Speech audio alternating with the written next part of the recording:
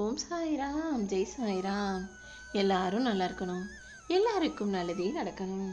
என் அன்பு குழந்தையே, இந்த சீரடி சாய்பாபாவின் வார்த்தையை கேட்டு என் பாதத்தை தொட்ட உனக்காகவே சகல ஐஸ்வர்யங்களையும் செல்வங்களையும் அள்ளி கொடுத்து உன் வீட்டில் லக்ஷ்மி கடாட்சம் உண்டாகும்படி செய்ய போறேன். இந்த உலகத்தை பொறுத்த வரைக்கும் பேச்சில் பெருந்தன்மையோட நல்லது நினைக்கிறவங்களை போல பேசுகிற பல பேர் வெளியில் நடிக்கக்கூடியவர்களாக உள்ளத்தில் சுயநலம் கொண்டவர்களாகவே இருக்காங்க. அவர்களுள் ஒரு ஆளாக நீ மாறாம எல்லாருக்கும் எப்போதுமே நல்லதையே நினைக்கக்கூடிய பிள்ளையாக இருந்துவிடு. உன் வாழ்க்கையில் எந்த அளவுக்கு நேர்மையும் ஒழுக்கமும் இருக்கோ அந்த அளவுக்கு அற்புதங்களும் அழகான நல்ல விஷயங்களும் நிச்சயமாக நடந்தே தீரும். இப்போது கூட நியாயமா நேர்மையா உனக்கு கிடைக்க வேண்டியதையெல்லாம் கிடைக்க செய்து உன் வாழ்க்கையை உயர்த்தி உனக்கான நல்லதை நடத்தி கொடுப்பதற்காகவே இந்த சாயப்பா என் பாதத்தை தொடச் சொன்னேன் என் செல்லவே. காரணமில்லாம உன்கிட்ட பேசாம சண்டை போடுற மனிதர்களை விட காரணத்தோடு உன்கிட்ட வந்து நீ இதை செஞ்சது எனக்கு பிடிக்கல நேரடியா முகத்துக்கு நேரா சொல்லக்கூடிய மனிதர்களை நம்பி பழகலாம். அவங்க உன்னை மன அழுத்தத்துக்கு ஆளாக்க மாட்டாங்க.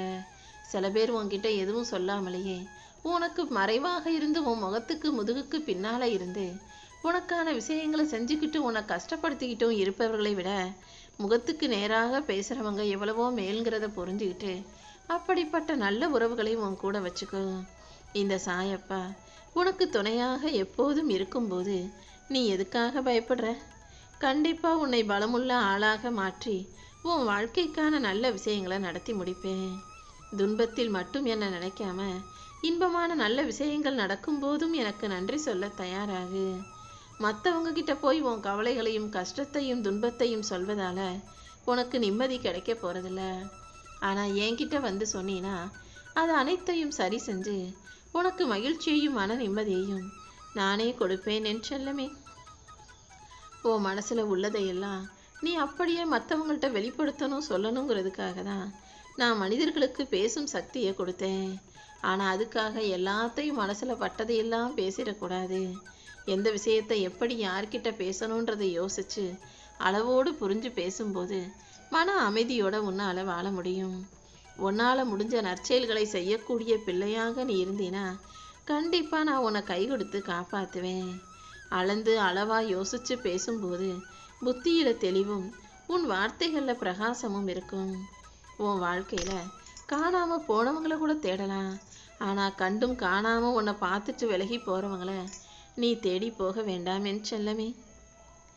வாழ்க்கையில் நீ எப்படி பல விஷயங்களை பாடமாக படித்து கற்றுக்கிட்டு இருக்கியோ அதே போல் இந்த தோல்வியும் நீ கற்றுக்க வேண்டிய பாடம் தானே தவிர வேற ஒன்றும் இல்லை. தோற்று போயிட்டீனா அல்லது தூரமோ துக்கமோ துன்பமோ வந்துருச்சுன்னா உடனே சோர்ந்து போகாமல் இதுவும் ஒரு பாடம்னு அதை படிச்சுக்க தயாராகு. எல்லா மனிதர்களுடைய வாழ்க்கையிலையும் சோகங்களும் வலிகளும் இருக்க தான் செய்து அதை மறந்துட்டு தான் நீ வாழணுமே தவிர மறைச்சிக்கிட்டு வாழணுன்ற அவசியம் இல்லை. எல்லா சோகங்களையும் கஷ்டங்களையும் நீ மறப்பதற்கு தயாராகு. இந்த உலகத்தில் அன்பை அள்ளி கொடுப்பவர்களை விட அனுபவத்தை தரும் மனிதர்கள் தான் அதிகம்.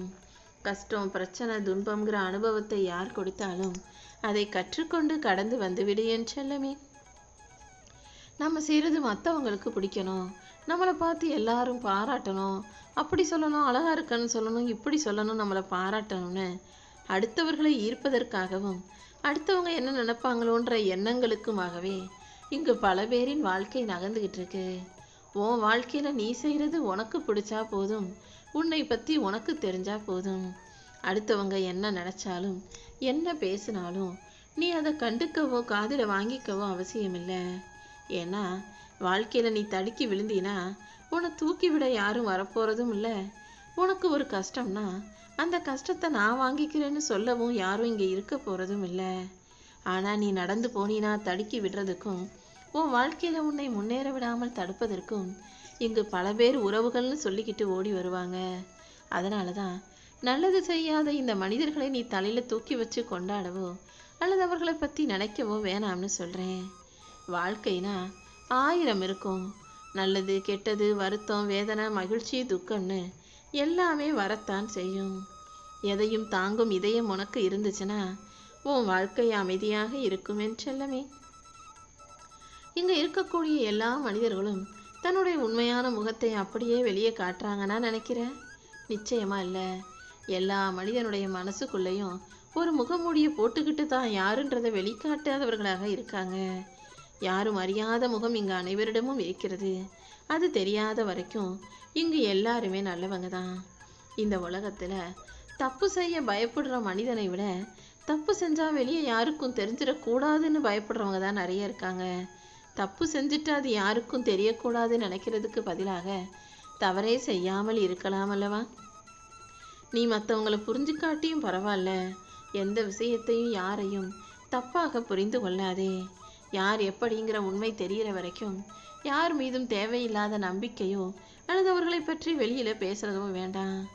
உன் வாழ்க்கையில நீ மகிழ்ச்சியாக நிம்மதியாக வாழணும்னு நினைச்சினா யாரிடமும் எதையும் எதிர்பார்க்காதே என் செல்லமே.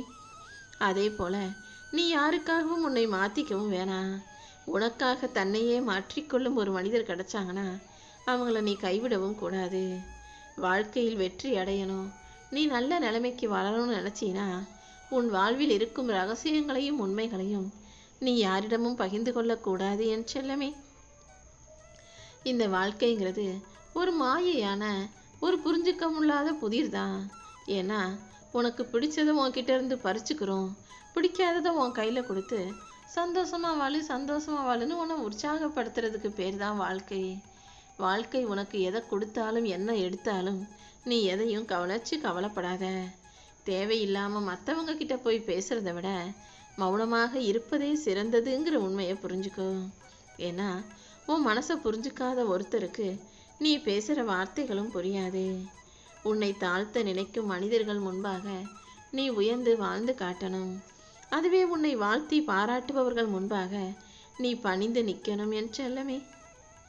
ஒரு பந்தை எடுத்து சுவத்து மீது அடிச்சினா சுவர் மீது அந்த பந்து பட்டு மறுபடியும் உன்னை நோக்கி திரும்பி வருவது போல யார் மேல நீ கோபப்பட்டாலும் அது கண்டிப்பா என்னைக்கு இருந்தாலும் ஒரு நாள் உன்னை நோக்கி உனக்கு எதிராக வந்து சேரும். யார் மேல கோபப்பட்டாலும் ஒன்று அவங்க உடனே உன்கிட்ட கோபப்படுவாங்க, அப்படி இல்லாட்டி அதை மனசுல வச்சுக்கிட்டு என்னைக்காவது ஒரு நாள் அதற்கான வஞ்சம் தீர்ப்பார்கள். அதனால தான் ஆசையோ கோபமோ எதுவாக இருந்தாலும் அதை வெளிக்காட்டாத உள்ளுக்குள்ளேயே அடக்கி காலியா பண்ணிடுன்னு சொல்றேன். உனக்குள் இருக்கும் நிறைய சக்திகளையும் திறமைகளையும் நீ சரியாக பயன்படுத்துவதை விட்டுவிட்டு இந்த கோபத்தை பயன்படுத்தாதே. யார் மேலேயும் கோபப்படுறதுக்கு இங்கு யாருக்கும் எந்த தகுதியும் இல்லைங்கிறத நீ கொஞ்சம் புரிஞ்சுக்கிட்டு தான் ஆகணும் என் செல்லமே. ஏன்னா இந்த உலகத்துல எல்லாருமே தப்பு செய்யறவங்களா தவறு செய்யறவங்களா இருக்கதானே செய்யறாங்க. தப்பே செய்யாம இருக்கக்கூடிய ஒருத்தருக்கு தான் கோபப்படக்கூடிய தகுதி இருக்கு. அப்படி இருக்கும்போது இந்த உலகில் யாரும் யார் மீதும் கோபம் கொள்ள வேண்டாம். உன் மனசுல நீ எதை பத்தி தீவிரமாக சிந்திக்கிறாயோ அதுதான் உன் வாழ்க்கையில நடக்கும். அதனால எப்போதும் நல்லதை மட்டுமே சிந்திக்க பழகு.